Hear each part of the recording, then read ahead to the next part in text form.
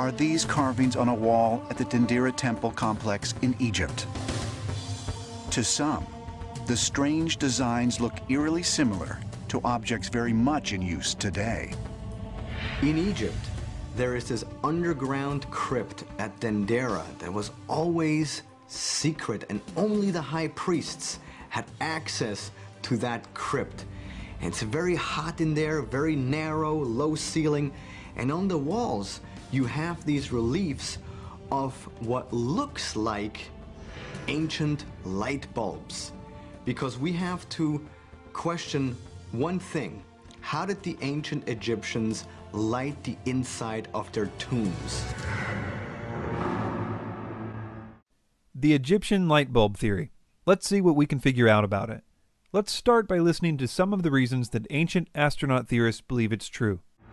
According to most mainstream archaeologists, torches were used by the ancient Egyptians to light the pitch-black chambers of tombs and temples.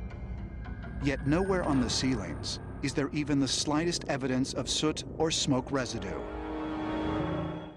It's hard to know why they're saying this, because there is black soot in almost every Egyptian temple and tomb. In fact, a recent ceiling cleaning conducted at the Temple of Hathor, which is the same temple where the so-called light bulb relief is found, they uncovered a brightly colored ancient ceiling painting that had never before been noticed. What was covering it up, you ask? I will quote them directly. They said that the ceiling was covered with, quote, hundreds of years of black soot. That's kind of funny, you have to admit. Also, there isn't enough oxygen inside those tombs with which to support or feed a flame of a torch. I was once inside the king's chamber, inside the Pyramid of Giza, and somebody turned off the lights, and immediately we were in pitch darkness. And I said, no problem, I'll just take out my lighter from my satchel, and I turn on the lighter, and it didn't work. I don't know about his specific Zippo, but there are plenty of documented explorations of the pyramid and other tombs in the early part of the 20th century which used torches to light the pyramids.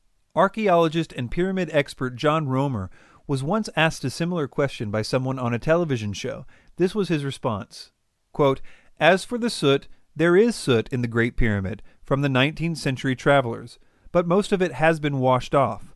Most of the pyramids, of course, were built in sunlight, so lighting the interior would only have been a problem after the roof went on. They would have used lamps with salt in the oil so the flame burns very pure," end quote. Romer isn't just guessing about the olive oil lamps. These lamps were depicted in Egyptian reliefs, and there are even receipts for orders of their wicks and other such evidence. Another thing to consider is that, as far as tombs go, they weren't expected to be lit. In fact, if all went well, robbers would not be able to find a way in, and the tomb would never see the light of day ever again. That was the plan. And if it weren't for 19th century explorers and dynamite, that plan might have worked too. But when we're talking about temples, like at Dendera, the false dilemma of not enough oxygen simply doesn't work. The temple is much more open. The oxygen levels are plentiful. They obviously used fire to light it, if for no other reason than because of the hundreds of years of black soot on the ceiling. Okay, so the false dilemmas have been addressed, but we're still left to explain what this relief is depicting. Let's first hear what Ancient Aliens has to say about the mainstream interpretations of this relief. Egyptologists' explanation of this, and they have to have some explanation. There's got to be one. It has to be pretty mundane. It can't be that it's an electrical device. Their explanation is that it is a lotus flower, and what appears to be a bulb around is the aroma of the lotus flower. And so it's just a very odd depiction of a flower. That is a terrible representation of the mainstream view of this relief. It's Ancient Aliens using a straw man argument to make their argument look superior. This relief is not so mystical if you have a little understanding of Egyptian art and religious symbols. This is a variant depiction of the creation of the world in Egyptian mythology. The Egyptians believed that before anything else existed, there was a vast primordial sea of nothingness. They believed that the first thing to emerge from this sea was a lotus flower. This is probably because the lotus closes at night and sinks underwater. In the morning, it reemerges and blooms again.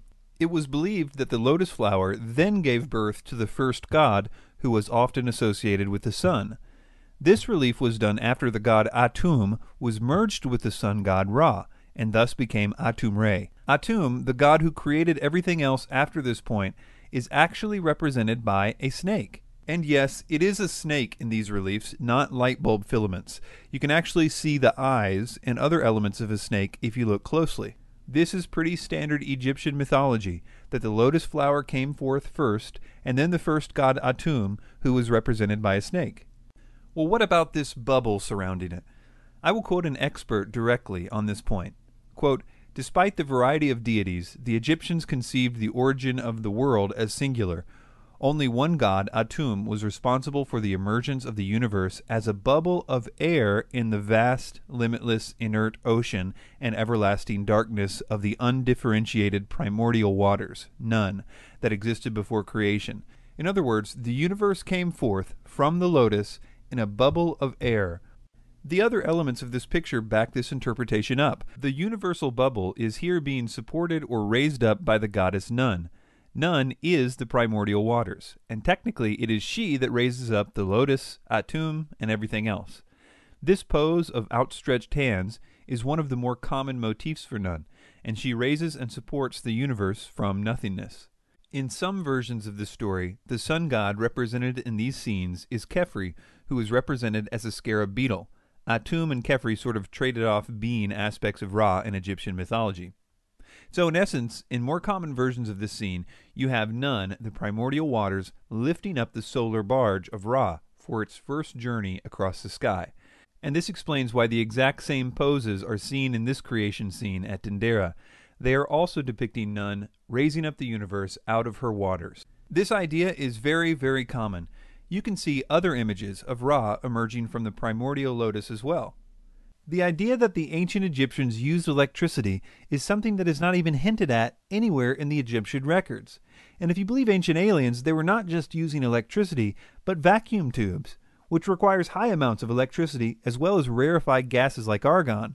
And if this was the case, we should expect to find some mention of this somewhere.